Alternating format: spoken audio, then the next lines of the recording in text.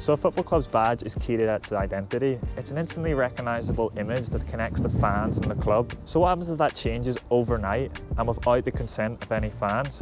Well, this is exactly what happened to Atlético Madrid fans in 2017, when the club decided to change its badge from this to this.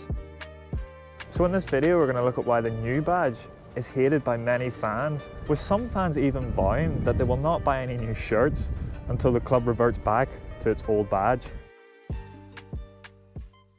So in 2017, Atlético were about to undergo the biggest change of the club in over half a century.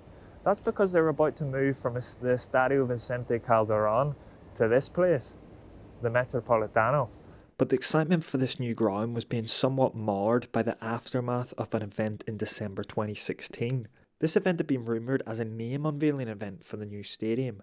However, it soon turned out to be an announcement that it was actually the club's badge that would change the following season. But what shocked the fans most was the fact that they hadn't been consulted on this change whatsoever. But let's take a look at what changed. In the old badge, the bear and tree face the opposite way and are found inside the white triangle part of the badge. However, designers for the current badge obviously wanted to create something a bit more slick, which saw them turn the bear and tree around while also merging them into other aspects of the badge. So for those who aren't fans of Atlético, the change to the badge here may not have appeared that dramatic from the old one, but for fans of Atlético themselves, it represented a feeling that something was changing.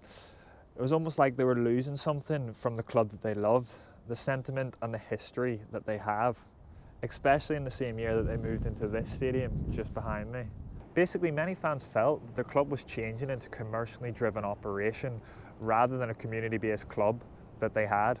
And the initial response to this was interesting, as fans in the terraces shouted, "El escudo que no se toca," which basically translates into the untouchable badge, or the badge that shouldn't be touched or shouldn't be changed, were definitely the sentiments that were coming from this chant. And chants of El escudo no se toca continued for months on the terraces. And a common sight still at many Atlético games are flags with the old badge.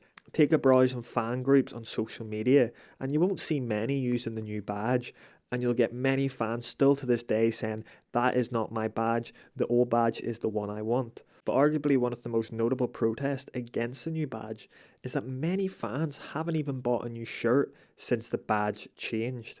But I suppose one of the main things about this whole saga really is that I think it was more the fact that fans weren't consulted with these changes. If the club had sat down and had a word and said, "Look, we might think we want to change the badge, what do you think?" Maybe they could have worked with a design that could have compromised between the two.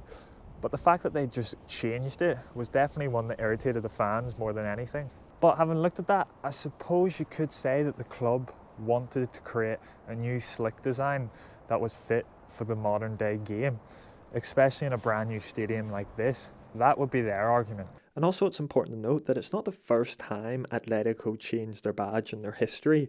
There were some dramatic changes in the past that have many political connotations, but the change in 2017 represented the biggest shift for over half a century.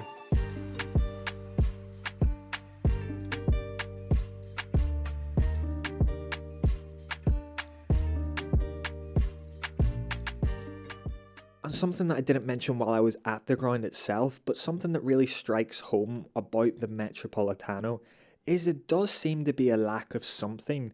What I mean by that is, while the stadium is aesthetically an amazing sight, I mean, walking from the concourse and getting the first view of the pitch and the stands is something else. But outside of the ground, there does seem to be a lack of identity almost. I mean, there's a few banners, posters and artwork along the stadium, but there are parts where you could say there could be coloured up a bit, so you're not just looking at stone walls, and also something that could represent something more about the history of the team.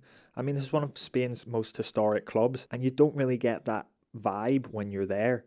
So I suppose that leaves the question, are the club willing to change the badge back to its old form? Well, we're not exactly at that stage yet, but they have held talks with fan groups about a potential referendum that would literally put the question, do you want to change the badge back, to fans? Whether it would be a yes or a no answer, then it's yet to be seen. But there is some progress being made on this, and that means in a few years we could see the badge revert back to its old form.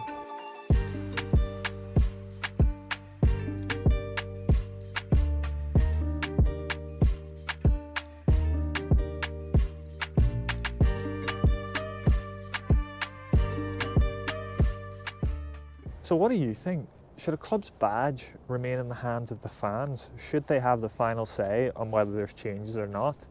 And if you're an Atletico fan, why don't you leave a comment below and let us know a bit more about what you think about something that's so important to your club. And as always, if you're new to the Partido, make sure to subscribe, because we'll be making a lot more football and content about the Spanish-speaking footballing world in English in the coming months. And as always, nos vemos.